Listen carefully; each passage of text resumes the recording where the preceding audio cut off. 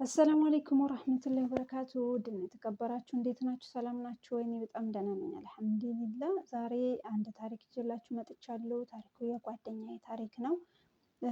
እስኪ አንቺ ዩቲዩብ ቻናል ስላለሽ አንቺ ፖስችውና ሀሳብ አስተያየት እንቀበልበት ብላኛለች። ስለዚህ ሀሳባችሁን እንጠብቃለን ከእናንተ ማለት ነው። ምንድነው የምትለው እህታችን? እንደ ማንኛውም የገጠር ልጅ ነኝ።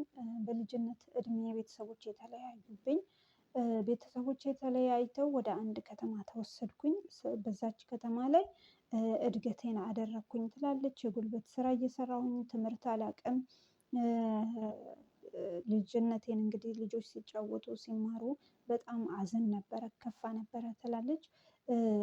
በብዙ ስራ መሃል በብዙ ነገሮች አሳለፍኩኝ።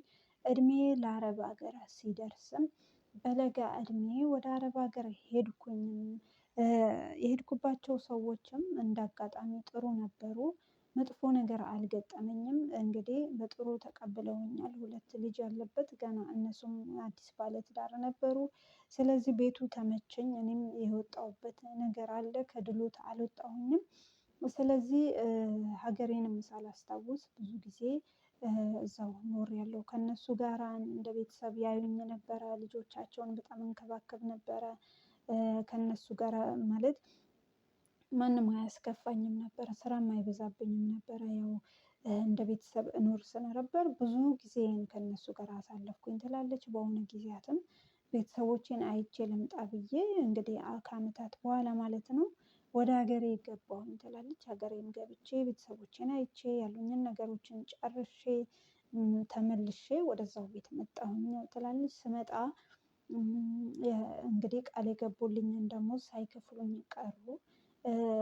ሳይከፍሉኝ ቀሩ እንደውም ስራ ጨመሩብኝ ማለት ነው። ተመልሼ በመሄዴ ምክንያት እኔም ስልክ ፈቅደውልኝ ስለነበረ ብዙ ጓደኞችን ማፍራት ጀመርኩኝ። ከዛ በፊት ግን ሰውን እንደዚህ በድፍረት የማወራ ደፋር ሀሳቤን የምገልጽ የተከፋሁበት ነገር የምናገር ከሰዎች ጋር እንዲህ ተቀራርቤ የማወራ ሰው አልነበርኩኝም ፈሪ ነበርኩኝ ትላለች። እናም ከብዙ ልጆች ማውራት ጀመርኩኝ። እናም ብዙ ልጆች መከሩኝ እንድወጣና ውጪ ላይ ጥሩ ስራ እንዳለና እንድሰራ የተሻለ ነገር እንዳለ የተሻለ ደሞዝ እንዳለ ህይወቴን መቀየር እንደምችል መከሩኝ። እኔም ጊዜ አላጠፋውም ምክራቸውን ሰምቼ ከዛ ቤት ውስጥ ጠፍቻለሁ።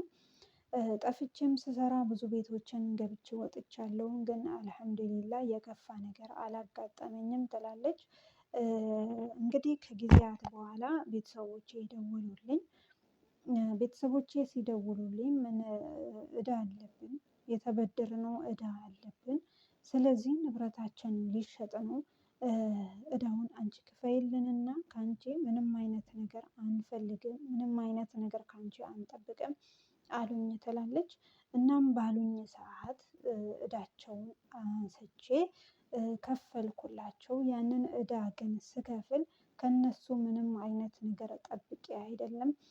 እነሱም ይከፍሉኛል ብዬ አይደለም። ግን ቤተሰቦቼ እዳ ነው መክፈል ስለነበረብኝ እዳቸውን ከፈልኩኝ። እነሱም ተደስተው ከጊዜያት በኋላ መልሰው ወደ እኔ ጋር ደወሉ። እና ምንድነው ያሉኝ? ለዚህ እዳ ብለን የምንሸጠው መሬት ነበረ አልሸጥም ብሎ ስለተቀመጠ ቦታው ላይ እንግዲህ ላንቺ ፈቅደን ሰጥተንሻል። አንቺ የፈለግሽው ነገር ሰርተሽ ኑሪበት አሉኝ። እኔም በቤተሰቦቼ ደስ አለኝ ትላለች። እናም ቤተሰቦቼ እንግዲህ በማመኔ ቤተሰቦቼን በጣም ስላመንኳቸው ምንም አይነት ውል አላደረኩኝም። ምንም አይነት በመሃል ሰው አላስገባሁኝም። ግን ምንድነው ያሉኝ? ግማሹ ሰው ከፍሎበት ስለነበረ አካፍለን ሽጠነው ስለነበረ የግማሹን ገንዘብ ክፈይና የኛውንም ግማሹንም የራስሽ አድርጊ ያሉኝ። በዛ ሰዓት እኔ የማስበው በጣም ሰፊ ቦታ እና ለኔ የሚገባኝ ትልቅ ቦታ ነው ብዬ ነው የማስበው። ስለ ቦታው ምንም አይነት መረጃ አልነበረኝም። ሙሉ ሀላፍትናውን ለቤተሰቦቼ ሰጥቻለሁ። ምንም አይነት ጥያቄ አላቀረብኩም ትላለች። ምንም አይነት ሰውም ስለ ቦታው አላማከርኩኝም። ምክንያቱም ከቤተሰብ በላይ የሚቀርብ ማንም ስለሌለ ማለት ነው። እናም ገንዘቤን መላክ ጀመርኩኝ እንዲሰራልኝ በጥሩ ሁኔታ ቤቱ ውጪ ስራ ስለነበረ ከመጀመሪያ ደሞዜ እጥፍ አገኝ ነበር። ስለዚህ እንዲሰራልኝ ገንዘቤን በየጊዜው ወደ ሀገሬ መላክ ጀመርኩኝ። እናም ቤተሰቦቼ መስራት ጀመሩ። በየጊዜው እንደምልክና እነሱም በየጊዜው እያሰሩ እንደነበረ ነው የማውቀው ትላለች።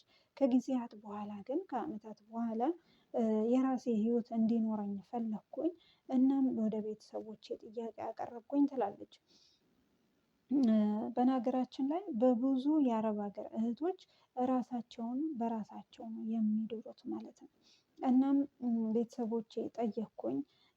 ቤተሰቦቼም ብዙም ወደኋላ ቢሉም ግን መጨረሻ ላይ ፈቃደኛ ሆነው አጋቡን ማለት ነው። እኔም ከጊዜያት በኋላ እንግዲህ የራሴ አንዳንድ ነገሮች እንዲኖሩኝ ፈለኩኝ። ለራሴም አንዳንድ ነገሮች መያዝ ፈለኩኝ እና ያዝኩኝ። ወደ ሀገሬም ተይዤ ባላሰብኩት ሰዓት በስራ ላይ ሆኜ ወደ ሀገሬ ገባሁኝ ማለት ነው።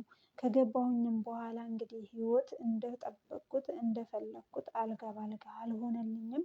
ብዙ መሰናክሎችን ገጠሙኝ ብዙ ነገሮችን አሳልፌያለሁ በህይወት ማለት ነው። የያዝኳቸው ነገሮችን በሙሉ ሽጫለሁ እንግዲህ ቤቱ በጣም ፕሮሰስ የነበረበት ቤት ነው። ብዙ ጎረቤቶች በዙሪያው ያሉ ጎረቤቶች ሁሉም ፈቃደኛ ያልሆኑበት እንግዲህ በጉልበት በገንዘብ ሀይል የተሰራ ቤት ነበረ። ቤቱ ይሄን ያህል ሰፊ የሚባል ቤት አይደለም። እንግዲህ በ60 እና በ80 ካሬ ያረፈ ቦታ ነው። በዛች ቦታ እንግዲህ በጣም ላይን የሚስብ ጥሩ ማራኪ የሆነ ነገር አልተሰራበትም። እሺ ምንም አይነት ቅሬታ አላቀረብኩኝም የተሰጠኝን አምኜ የተሰጠኝን እሺ ብዬ ተቀብያለሁ። በነበረኝ ገንዘብ ይዤ በሄድኩት ነገር ያሉኝን ነገሮች ሽጬ ከጎረቤት ያሉትን ችግሮችን ፈትቼ ቤቶቹን አሳድሼ እንግዲህ ብዙም ባይሆን በነበሩኝ ነገሮችን እንዲያኖረኝ አድርጌ መኖር ጀመርኩኝ ትላለች። ከዛ በኋላ ህይወት አልጋ በአልጋ አልሆነልኝም ብዙ የማውቃቸው ሰዎች ነበሩ።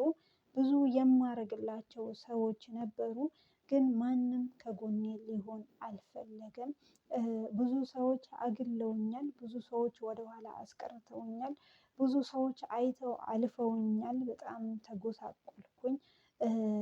ትላለች እህታችን እንግዲህ ልጅም ወንድ ልጅም አግኝቻለሁኝ በዛ ትዳሬ።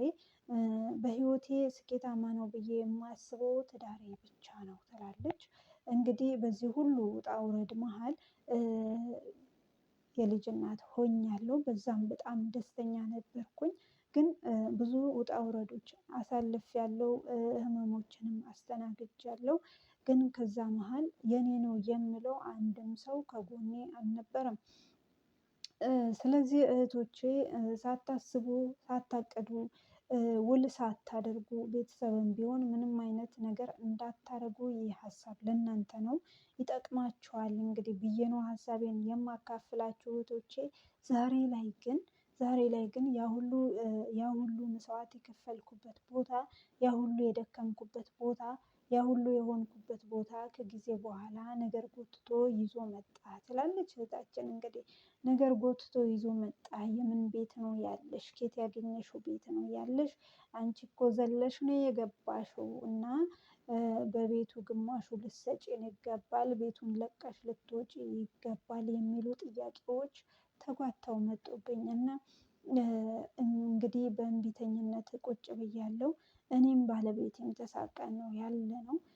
ባለቤቴ ብዙ ዛቻዎችና ሰቆቃዎች ይደርሱበታል።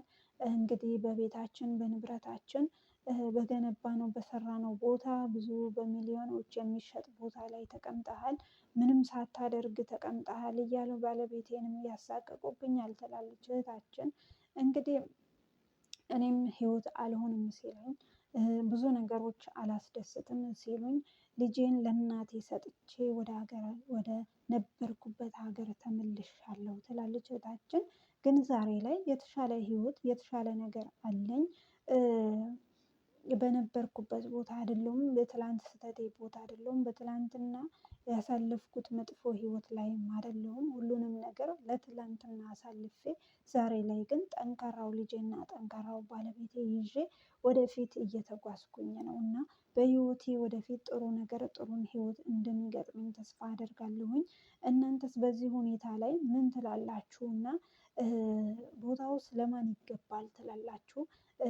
ምንድነው በዚህስ ላይ ህግን ብናማክር የተለያዩ ሰዎችን በመሃል ብናስገባ እኔ መብት አገኛለሁ፣ ሙሉ የሆነ ነገር አገኛለሁ ትላላችሁ ታስባላችሁ? ወይስ ምንድነው የምታስቡት? ወይስ ተይላቸው አንቺ የተሻለ ህይወት ወደፊት ይገጥምሻል፣ የተሻለ የሆነ ነገር ታገኛለሽ፣ ባለሽ ነገር ተብቃቅተሽ ኑሪ እና እነሱንም ቤታቸውንም ተይላቸውና አንቺ የራስሽን ህይወት ቀጥይ ነው የምትሉኝ?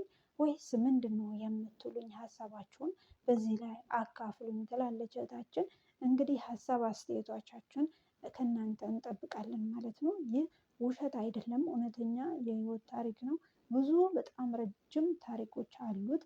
ግን ለሰው እንዳይሰለች ለሰው ቀለል እንዲል አጠር አድርገን ማለት ነው በጣም በጣም በጣም አሳጥረን ዋና ዋና ነገሩን ብቻ ነው የተናገርነው።